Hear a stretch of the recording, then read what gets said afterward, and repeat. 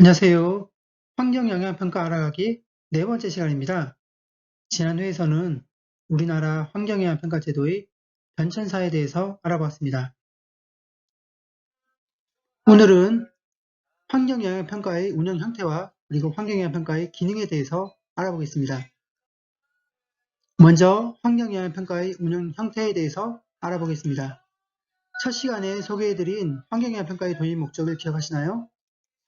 사업을 시행하거나 계획을 수립하는 데 있어 환경에 미치는 영향을 최소화하는 것이라고 말씀드렸습니다. 그럼 어떤 방법으로 환경영향 평가의 목적을 달성할까요? 간략하게 4가지 정도로 정리해 보겠습니다. 첫째, 수용 능력을 고려한 개발 유도. 이미 공장 등 오염 배출 시설의 밀집으로 환경질이 환경 기준을 초과하거나 초과할 우려가 있는 지역에 대해서는 개발을 축소하게 하는 등 지역의 환경 용량 이내에서 개발할 수 있도록 유도하는 것을 의미합니다. 둘째, 사전 검증을 통한 개발 사업 타당성 제공. 사업을 시행하기 전에 환경에 대한 어떠한 영향이 있는지 영향을 예측하고 영향이 있을 경우 영향을 축소할 수 있는지 불가능한지를 사전 검증함으로써 개발 사업에 대한 환경적 측면의 타당성을 검토합니다. 이로 인해 가끔은 개발 사업의 면제부가 아니냐는 오해를 받기도 합니다. 세 번째, 국토 전체적인 시각에서 종합적인 고려. 예를 들어 국토를 길게 가로지르는 고속국도 노선 선정 시 지역의 환경 특성을 검토해서 환경 영향을 최소화할 수 있는 노선을 선정하는 것을 예로 들 수 있겠습니다. 네 번째, 환경적으로 민감한 지역 개발 억제. 국민들의 식수원 제공을 위해 보전이 필요한 상수원 보호구역이나 멸종위기 생물이 서식하는 지역 등 환경적으로 민감한 지역에 대해서는 환경영향평가 과정에서 회피하거나 제쳐가도록 해서 개발을 억제한다는 의미입니다. 네, 서두가 길었는데요. 환경영향평가의 운영 형태에 대해서 알아보겠습니다.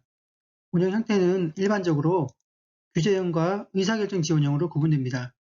왜 갑자기 이런 얘기를 하는지 조금 이해하시죠? 조금 생뚱맞다고 생각하실지 모르지만 환경영향평가의 운영 형태를 이해하는 것이 환경영향평가의 본질적인 목적을 이해하는 데 중요하기 때문입니다. 환경영향평가가 규제인지 규제가 아닌지는 본인의 시각에 따라서 조금씩 다른 것 같습니다. 먼저 규제형에 대해서 알아보겠습니다. 규제형은 환경영향평가를 사업의 인허가에 영향을 미치는 수단이 하나로 인식해서 인허가와 같은 성격으로 운영된다고 보는 입장입니다. 공장을 짓거나 관광사업을 추진하려고 하는 사업자 입장에서 보면 환경영향평가 과정에서 식생훼손이 심하거나 환경오염이 심하다는 이유로 사업을 추진할 수 없거나 또는 영향을 줄이기 위해서 과도한 자금 투자가 필요해서 사업 추진에 어려움을 줄 수 있다는 이유로 환경영향평가를 규제로 인식하고 있습니다. 해당 기사는 산업단지와 케이블카 설치 과정에서 환경영향평가 부동의로 인해서 추진을 못한 사례입니다. 다음은 의사결정형에 대해서 알아보겠습니다.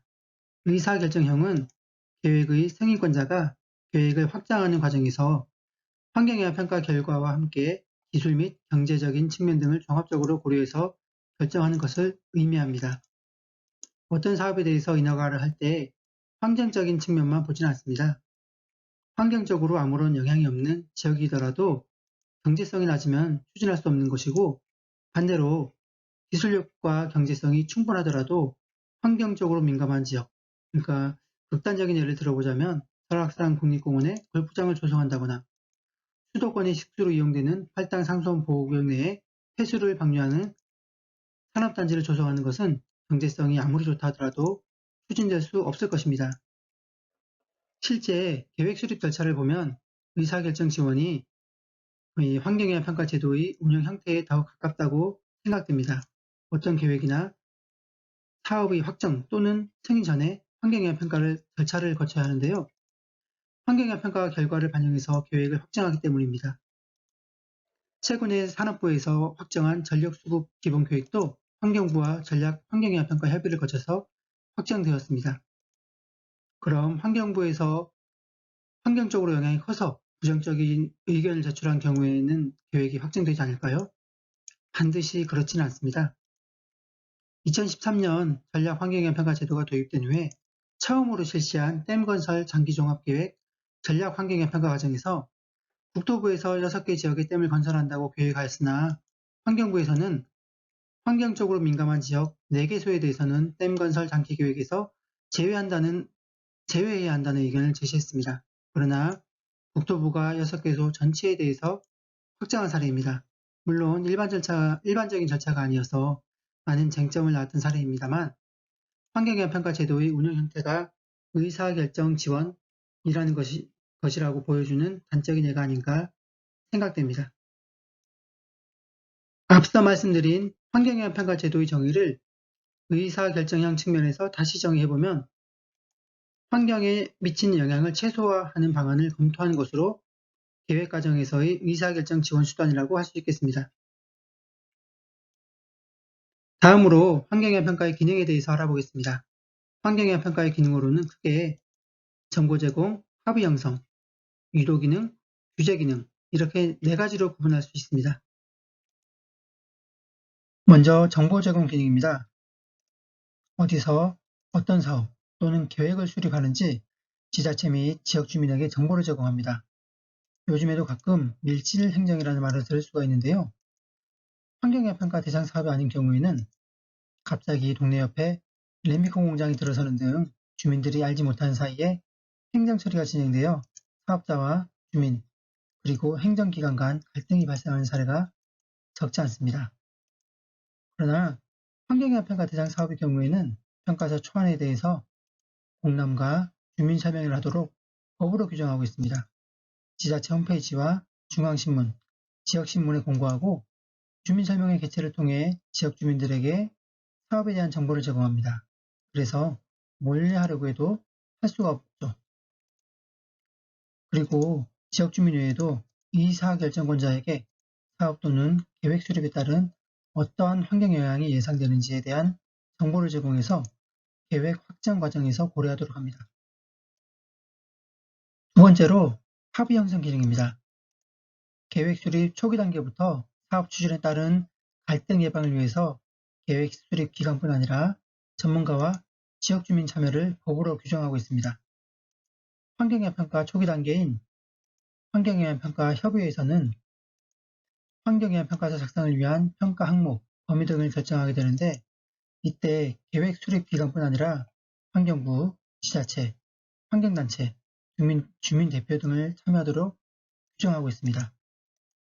이외에도 환경 문제가 사회적 갈등으로 확대되지 않도록 환경영향 갈등조정협의회를 운영할 수 있게 환경부 예규를 정해놓고 있습니다.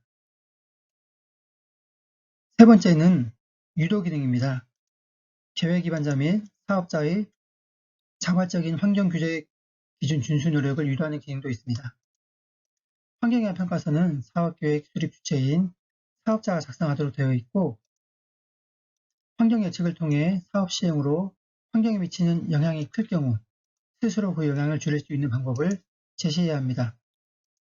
물론 사업자가 제시한 방법이 부족하다고 판단될 경우에는 협의 과정에서 전문가 검토를 통해 더 나은 방법을 제시하여 사업에 반영할 수 있도록 유도합니다. 또한 환경영향평가 시 예측한 영향 및 저감 방안이 실제 공사 또는 운영 시 현장에서 제대로 작동이 되는지 사업자 스스로 확인하여 환경 규제 기준을 준수할 수 있도록 사업 착공 후부터 준공 후 일정 기간까지 사업 환경 영향 조사서를 작성하도록 규정하고 있습니다. 네 번째는 규제 기능입니다. 협의 내용을 준수하지 않을 경우 공사 중지 등을 통해서 환경 영향을 최소화할 수 있도록 강제할 수 있는 기능입니다. 그래서 매년 환경영향평가 협의를 한 사업장을 대상으로 협의 내용을 잘 이행하는지 점검을 해서 경미한 사항에 대해서는 제대로 이행을 하도록 요청을 하고 중대한 사항에 대해서는 공사 중지를 요청하는 등 환경 영향을 최소화할 수 있도록 강제하고 있습니다. 이번 시간에는 환경영향평가의 운영 형태와 그 기능에 대해서 알아보았습니다. 다음 시간에는 환경영향평가의 효과에 대해서 실제 사례를 들면서 소개해드리고 환경영향평가의 한계점은 무엇이 있는지 생각해보는 시간을 갖겠습니다. 마지막으로 구독과 좋아요를 눌러주시면 고맙겠습니다. 오늘도 행복한 하루 보내세요.